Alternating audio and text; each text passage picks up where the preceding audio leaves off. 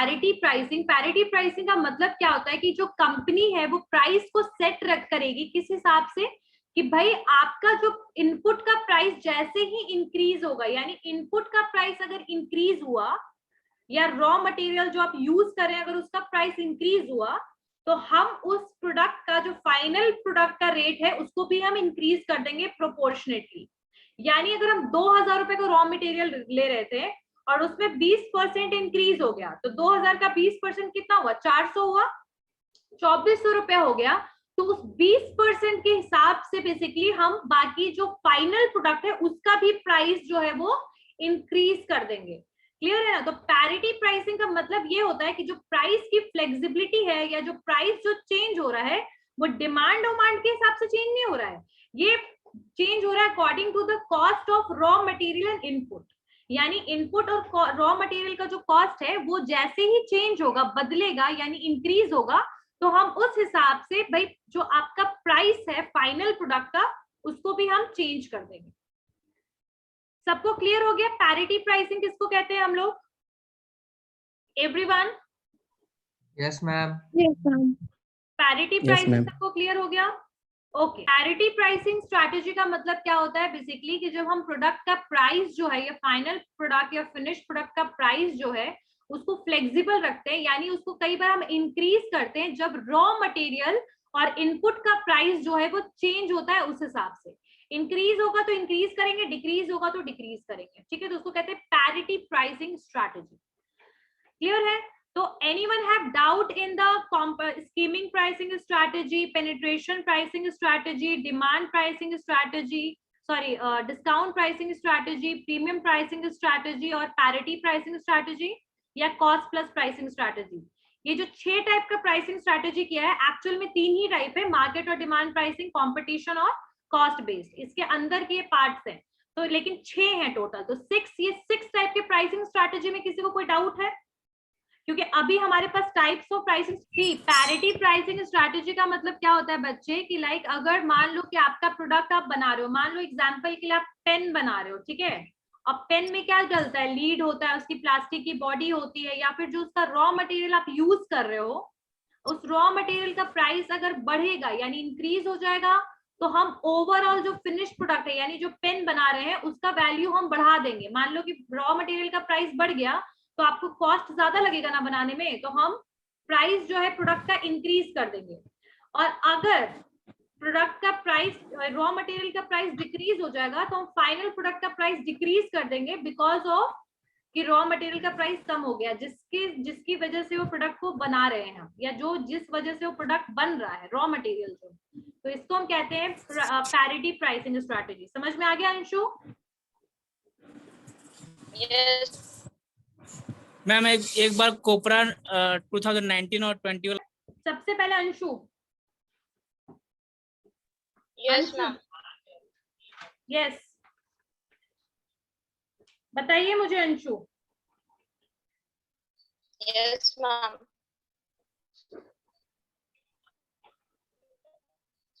What is the meaning of consumerism? What is the meaning of consumerism and explain about Consumer Protection Act 1986? Ma'am किसी के साथ cheating होता है तो उसको बताइए। हाँ अंशु बताइए।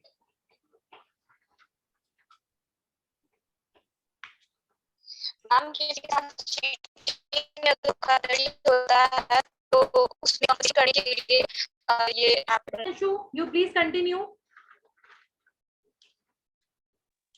यस मैम, किसी के साथ मैम फ्रॉड और चीटिंग होता है तो ये कंपनसेशन करने के लिए ये एक्ट बनाया गया था।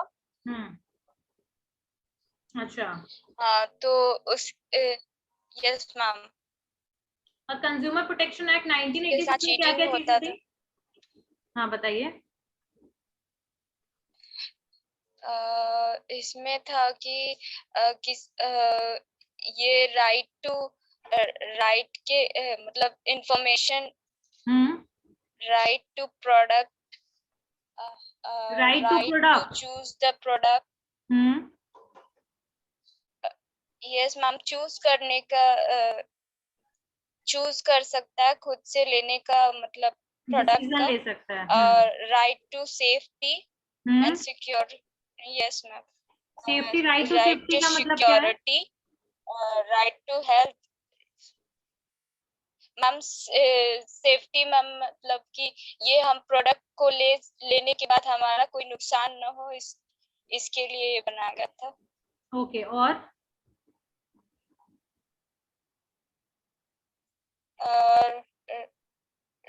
Right to wages and wages में आ गया ma'am food shelter right to basic needs, right to basic needs कहते हैं उसको। यस मैम बेसिक नीड और यस मैम बेसिक नीड और right to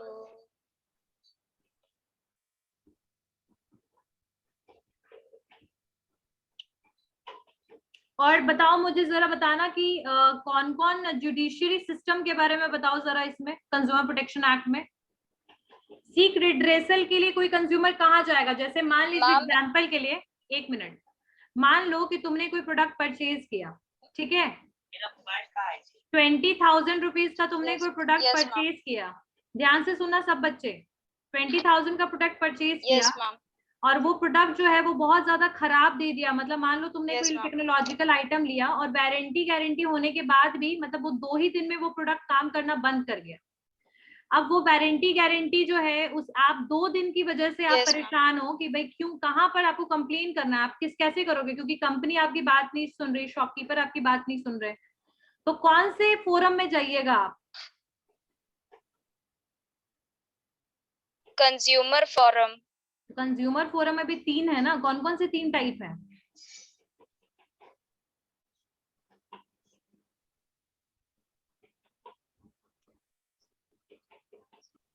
district forum, exactly, district forum में जाएंगे अंशु। 3 तरीके का फोरम है, ठीक है, लेकिन इस बारे में आज वाइवा में मैं नहीं बताऊंगी अभी। Consumerism,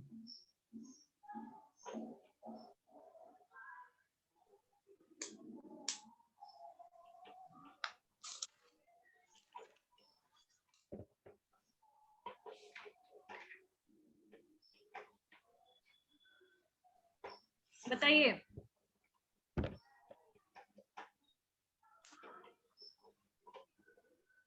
The protection of rights and interest of the consumer. हाँ, consumer is basically the way in which we are basically protecting the consumer and maintaining the interest and right of the consumers, right? Very good.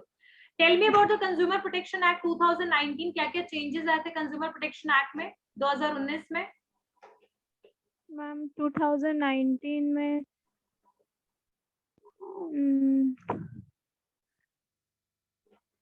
Six में बहुत सारे rights आए थे, जैसे right to safety, right to inform, right to heard, right to choose, right to basic need, healthy environment, seek redressal. और ma'am इसके लिए complain करने के लिए कंज्यूमर फोरम में जाया जाता है, जिसको 3 पार्ट्स में डिवाइड किया गया है, डिस्ट्रिक्ट, स्टेट और नेशनल। क्या क्या लिमिट्स है? 1986 वाला ही बता दो, 2019 वाला तो लिखा नहीं होगा। No ma'am. हाँ बताओ। 1986 में मैम डिस्ट्रिक्ट में अंडर 20 लाख के प्रोडक्ट्स का कंप्लेन कर सकते हैं, स्टेट में ma'am above 20 lakh to 1 crore और नेशनल में above 1 crore. And who is eligible for file the case? और कौन एलिजिबल है केस फाइल करने के लिए? Who is eligible? कोई भी कंज्यूमर मैम, कोई भी एसोसिएशन, जैसे कि ग्रुप ऑफ कंज्यूमर और कोई भी recognised consumer, member of.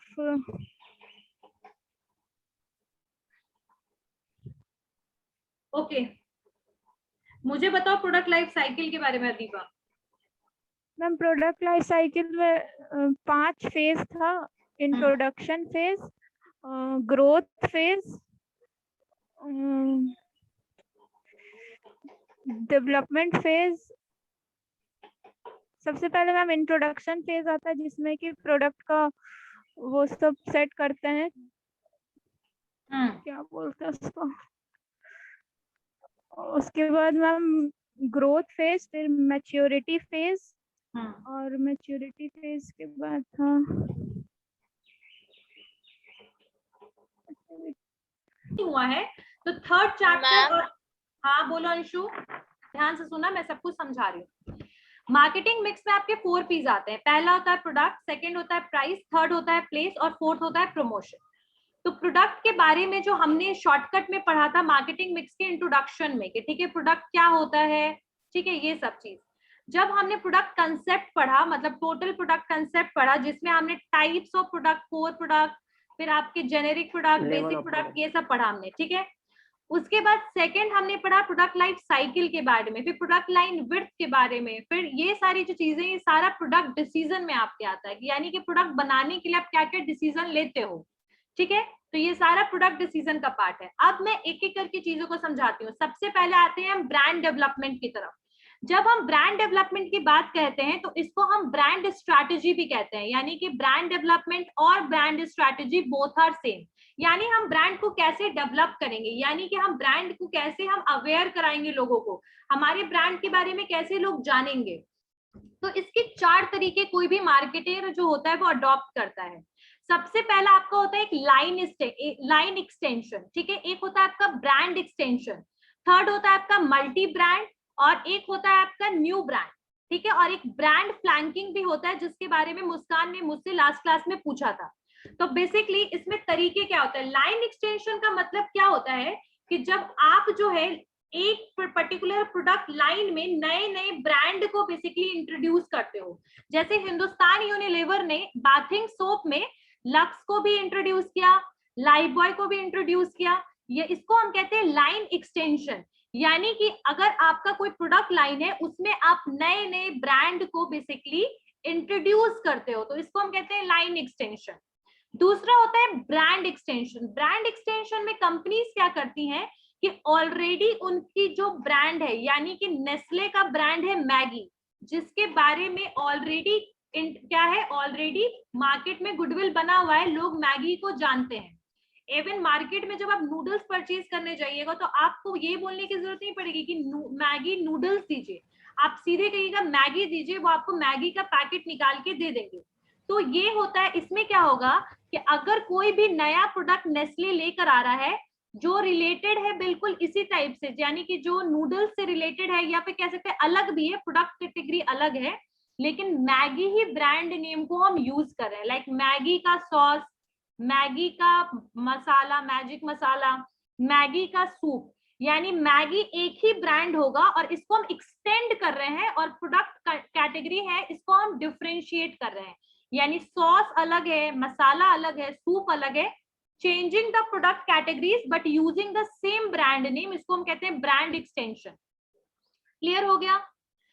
Third आपका आता है मल्टी ब्रांड। थर्ड होता है आपका मल्टी ब्रांड, एक अलग होता है। इसमें लाइन एक्सटेंशन में मैंने आप लोग को जो बता दिया था वो मल्टी ब्रांड बता दिया शायद।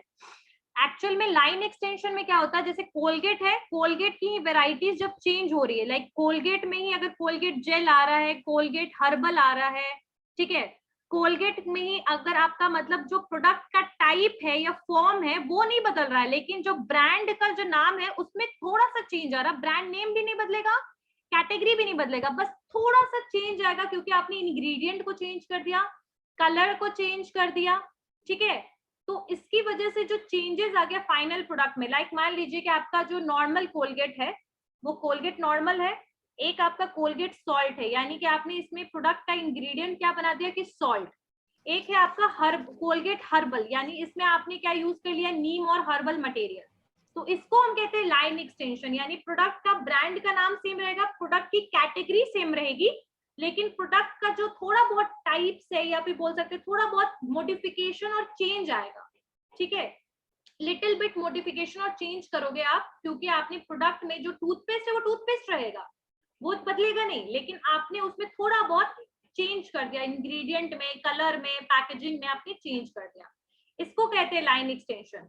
मल्टी ब्रांड क्या होता है कि जब कोई एक कंपनी अपने ही ब्रांड में, एक प्रोडक्ट लाइन में जब दूसरे ब्रांड को बेसिकली लेकर आता है, जैसे मैंने एग्जांपल में लाइन एक्सटेंशन में जो बोला था उसी को इसमें ले लो कि हिंदुस्तान यूनिलीवर के अंदर में लाइफ बॉय भी है, लक्स भी है, हमाम भी है, सारे बाथिंग सोप एक है, यानी प्रोडक्ट कैटेगरी सेम रहेगी, प्रोडक्ट की कैटेगरी सेम रहेगी, लेकिन प्रोडक्ट के ब्रांड नेम बदल जाएंगे। इसको कहते हैं मल्टी ब्रांड। मल्टी ब्रांड का मतलब ही एक ब्रांड से ज्यादा, यानी कि ब्रांड जो है उनके नाम बदल जाएंगे बट प्रोडक्ट की कैटेगरी नहीं बदलेगी, यानी जो बाथिंग सोप है वो बाथिंग सोप ही रहेगा। क्लियर है? और सबसे लास्ट में आता है आपका न्यू ब्रांड। जब आप कोई नया प्रोडक्ट मार्केट में लेकर आ रहे हो और जिसके साथ आप पहले से डील नहीं कर रहे हो और आपका जो कंपनी का नाम है वो वेनिंग हो रहा है, यानी रिड्यूस हो रहा है, कम होता जा रहा है, तो ऐसे केस में आप नया प्रोडक्ट को नए ब्रांड के साथ लॉन्च कीजिएगा। जैसे कि आपको टाटा एस, जो टाटा कंपनी था वो एस नाम से उसने प्रोडक्ट को निकाला था। जो एस जो था वो ट्रांसपोर्टेशन का काम करता था, यानी कि छोटा छोटा जो ट्रक टाइप का होता है ना, वो ट्रांसपोर्टेशन का काम करता था। यानी कि जब नए प्रोडक्ट को बिल्कुल आप नए प्रोडक्ट को नए ब्रांड के साथ जब मार्केट में लॉन्च करते हैं तो इसको हम कहते हैं न्यू ब्रांड। जब आप एक प्रोडक्ट लाइन में नए नए प्रोडक्ट के ब्रांड को लॉन्च करते हैं तो हम उसको कहते हैं मल्टी ब्रांड। जब हम सेम टाइप के प्रोडक्ट में थोड़ा बहुत चेंज करके सेम ब्रांड नेम सेम रहेगा, प्रोडक्ट टाइप सेम रहेगा, लेकिन हम लिटिल बिट मॉडिफिकेशन करते हैं तो उसको कहते हैं हम लाइन एक्सटेंशन, जो कोलगेट वाला एग्जांपल था। जब हम एक ही ब्रांड को यूज करते हैं मल्टीपल प्रोडक्ट कैटेगरी के लिए तो उसको हम कहते हैं बेसिकली ब्रांड एक्सटेंशन। जैसे मैगी सूप, सब में मैगी लगा है लेकिन प्रोडक्ट की कैटेगरी चेंज हो रही है, टाइप चेंज हो रही है।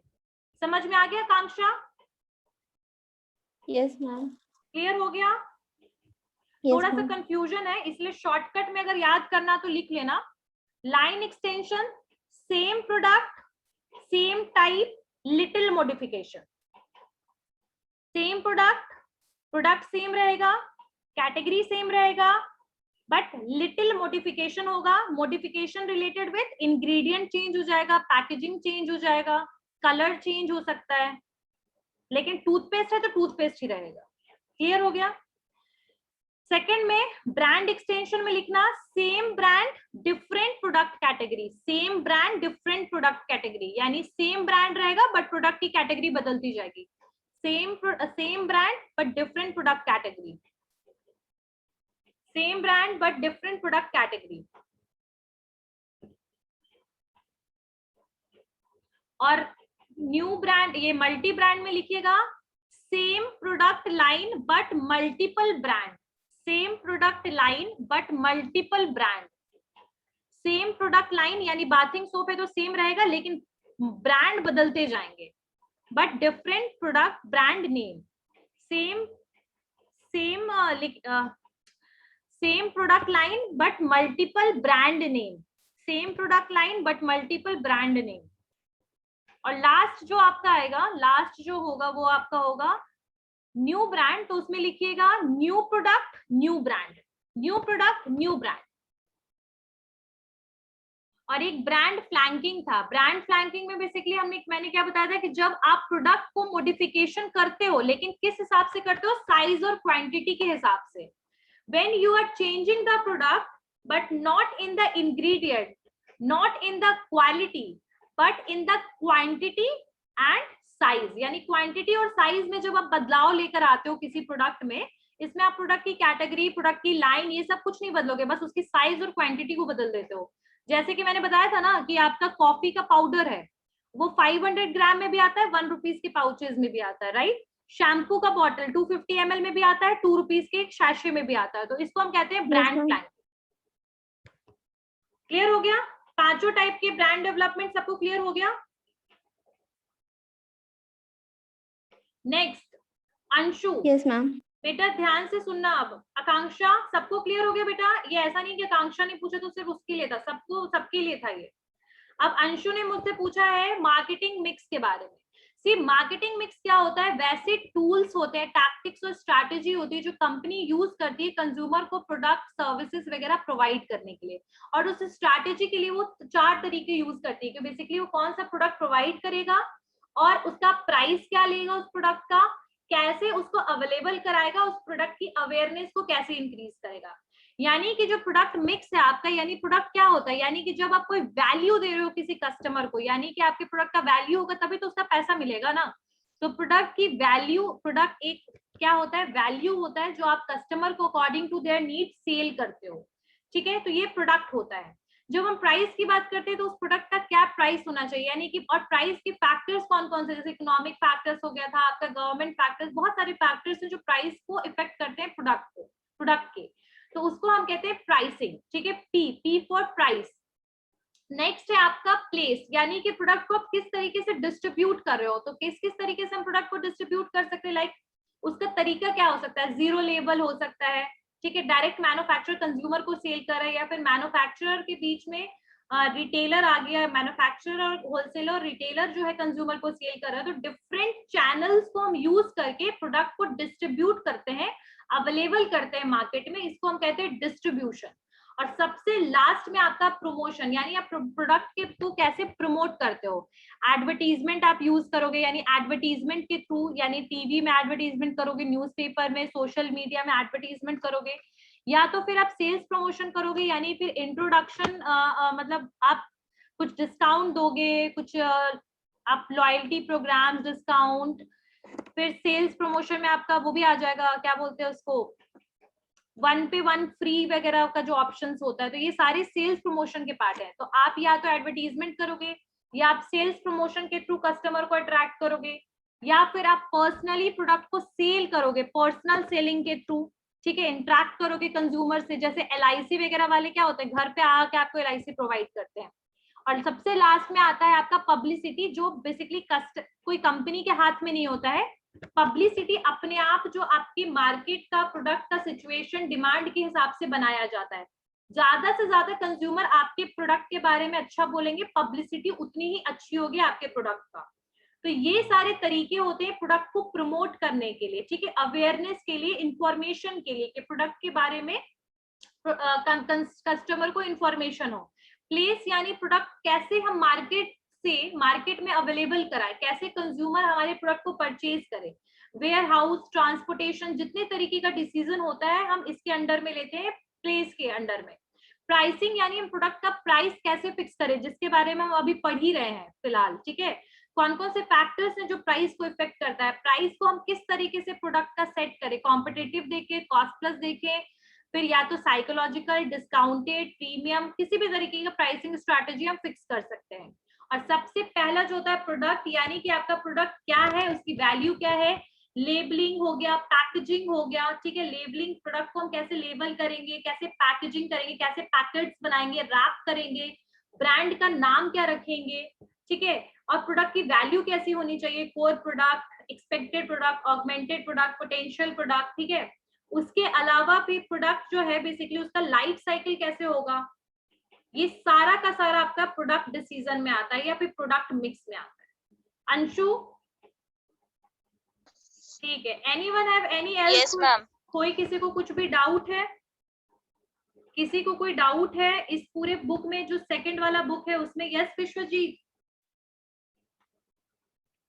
हाँ, तो बिल्कुल प्रोडक्ट देखो, इसमें क्या हो सकता है, प्रोडक्ट डिसीजन में आप क्या क्या कर सकते हो, यानी आप प्रोडक्ट लाइफ साइकिल के बारे में सोच सकते हो, प्रोडक्ट की वैल्यू के बारे में सोच सकते हो, ठीक है। उसके बाद फिर उसके अलावा आप प्रोडक्ट को बेसिकली लेबलिंग, पैकेजिंग, ये सब के बारे में सोच सकते हो। प्रोडक्ट लाइन विड्थ के बारे में सोच सकते हो, प्रोडक्ट आप जब डील करोगे मार्केट में तो आप कितने प्रोडक्ट के साथ डील करोगे, यानी कि एक प्रोडक्ट के साथ आप मार्केट में एंटर करोगे, वेरियस प्रोडक्ट लाइन के साथ आप मार्केट में एंटर करोगे। अगर आप प्रोडक्ट लाइन भी इंट्रोड्यूस करो तो उस प्रोडक्ट लाइन के अंडर में कितने सारे प्रोडक्ट मार्केट में अवेलेबल कराओगे, कितने टाइप के प्रोडक्ट लाइन के साथ आप मार्केट में एंटर करोगे। जैसे बाटा जैसे एंटर हुआ तो फुटवेयर के साथ था, अब उसने बैग्स बनाने शुरू कर दिए, बेल्ट बनाने शुरू कर दिए, तो उसके प्रोडक्ट लाइन एक्सपैंड हो गए। तो ये सारे डिसीजन आपके प्रोडक्ट लाइन, प्रोडक्ट डिसीजंस में आएंगे। सारे प्रोडक्ट के स्टेजेस लर्न जरूर करना। सबसे पहला जो आपका प्रोडक्ट डेवलपमेंट है उसके बारे में पढ़ना, फिर इंट्रोडक्शन के बारे में, फिर ग्रोथ के बारे में, मैच्योरिटी के बारे में, और उस समय मार्केट का क्या सिनेरियो होता है, यानी उस समय प्रोडक्ट का क्या सिचुएशन होता है, इन सारे के सारे स्टेजेस में मार्केटिंग स्ट्रैटेजी आप क्या क्या बना सकते हो सिचुएशन को इंप्रूव करने के लिए। क्लियर है? ओके।